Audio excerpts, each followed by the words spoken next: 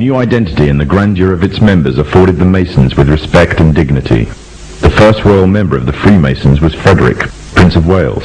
The latest members include Prince Philip, the Duke of Edinburgh, and consort to the current Queen of England, Elizabeth II, who herself is a grand patron to the Masons.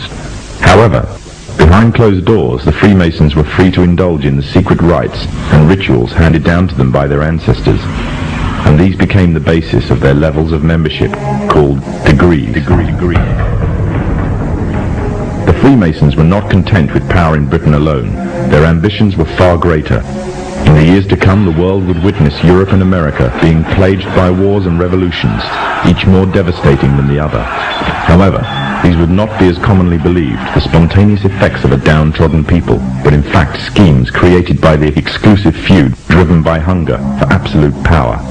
All this would take place from the very country from which they had fled centuries earlier, and would become the base for their global domination. In 18th century France, the majority of the population was very poor, whilst the aristocracy and royalty lived a life of luxury and extravagance. There existed a wide gulf between the two classes. The Freemasons would use this to make the pledge for power, resulting in the biggest upheaval in French history. The Masons took advantage of the growing atmosphere of anger amongst the French and used it to achieve their own aims with a carefully planned propaganda war. They completely controlled the media system and used it to sway the tide of public opinion. The newspapers were geared into calling for the end of the monarchy and the establishment of a society based on liberty, equality, and fraternity. The Masons' vast amounts of wealth were used to influence the political landscape of France. Politicians funded by the Masons promoted the Masonic ideology. The secret lodges of the Masons were open to members of the French army.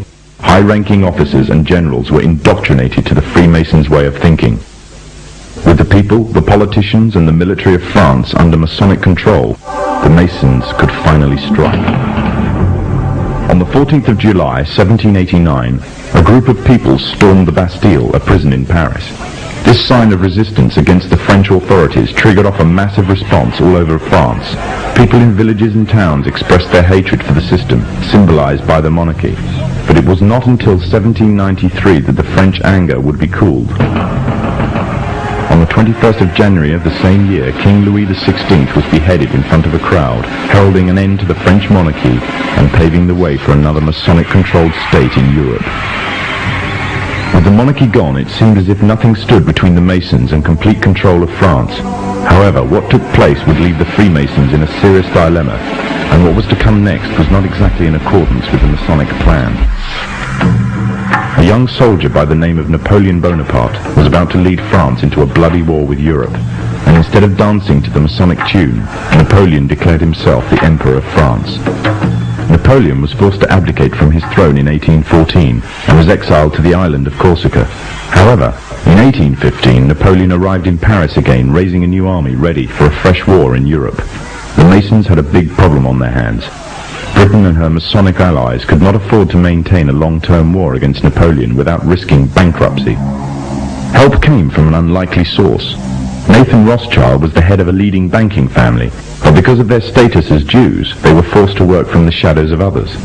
Rothschild seized the opportunity to liberate his people and offered a loan, demanding in return recognition of the Jews as equals to their European counterparts, and the right to openly do business. If the Masons refused, the money could always go to Napoleon. The Masons had no choice but to accept.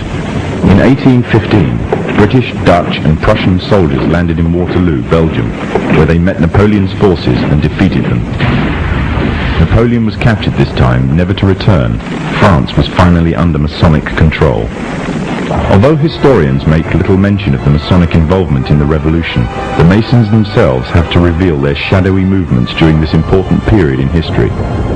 In 1904, Marquis de Rochambeau, a Freemason, said before a packed audience, "Freemasonry has worked in a hidden but constant manner to prepare the revolution.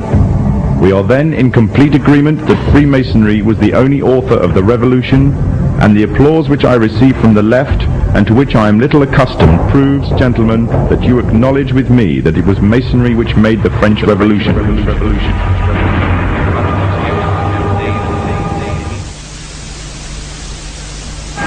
When the so-called founding fathers of America landed on Plymouth Rock, not only did they bring with them disfranchised people, they also brought the Freemasonic elements of Europe. The injustices which the fathers of America were escaping from in Europe was also to be found in the new land, in the form of a tyrannical British regime. In order to gain complete dominance of the new state, the Masons used the same methods to gain control of France. Although the British monarchy was run by the Masons, the American War of Independence was a necessary action, and the people involved in the war were expendable for the Masons to fulfill their dream. Emotions of the people were manipulated into anger, and just like France, anger turned into war. This time, however, previous mistakes would not be repeated. The near defeat the Masons faced against Napoleon and his army in Europe taught the Masons a lesson. Any forthcoming leaders of the resistance must follow the Masonic agenda. The best way to do this was to ensure the leader himself was a Mason, and the leader who took the war to the British was none other than George Washington. On the 4th of July 1776, the Declaration of Independence was made. On the 17th of October 1781, the British were finally defeated and surrendered the colonies to the Americans, and the world's first Masonic state was born, a nation that would represent Masonry in every way. A sign of the Masonic presence in America is plainly visible on the dollar bill, which carries a picture of George Washington, the first Freemasonic president in the world, and a picture of the Freemasonic symbol of the so-called all-seeing one eye.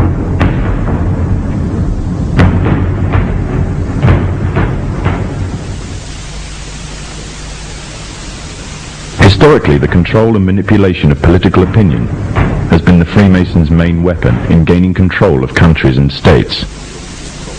Once in control of the rulers and politicians of a country, laws and political structures could be changed in accordance with their agenda. However, since restricting the body does not necessarily mean restricting the mind, the Freemason recognizes that their plan for a global government hinges completely on subduing the masses to their agenda, and thus eliminating opposition to their cause. And the greatest threat to their plan, posing more danger than any army or law, is the threat of a free-thinking mind. In order to eliminate this threat and to achieve their objective, the Masons have set about the boldest plan ever devised: the complete control of every aspect of human life, your life. And the weapons they are using against you are in your very homes, entertaining you and your children, and gradually indoctrinating you without you even realizing. In today's society, people are spending more and more time engaged with modern media. Television, cinema, computer games, the internet, popular fiction and popular music are an integral part of our lives. Yet these provide a vast expanse on information which you are taking either consciously or subconsciously into your mind. Information on society ranging from ideals and morals and the difference between right and wrong to the way societies and economies should be structured is passed before you every single day. These media play a significant role in providing the basis for determining an individual's view of the world and everything that exists. Thus, any one group in complete control of this information placed on these media will in effect have the power to indoctrinate practically the entire populace of the world to their way of thinking, and it is this fact the Freemasons are exploiting. The Masons are using the entertainment industry in particular to condition people to their way of thinking, either openly or subliminally. The methods they use vary, but the goal is the same: to impose their beliefs, their ideology and their objectives on you in such a way that you begin to think of them as your own. Evidence of their presence within popular entertainment is widespread. Masonic involvement in the industry is not a new thing. Hailed as one of history's great composers, Wolfgang Amadeus Mozart, a Freemason himself, composed a symphony, which was an open display of Freemasonry. The symphony is based on a story taken from Egyptian mythology of Isis and Osiris. The pagan rites of ancient Egyptian mythology form, through the Kabbalah, one of the fundamental aspects of Freemasonry. It is from these same pagan origins of Egypt that the symbol of the one eye stems.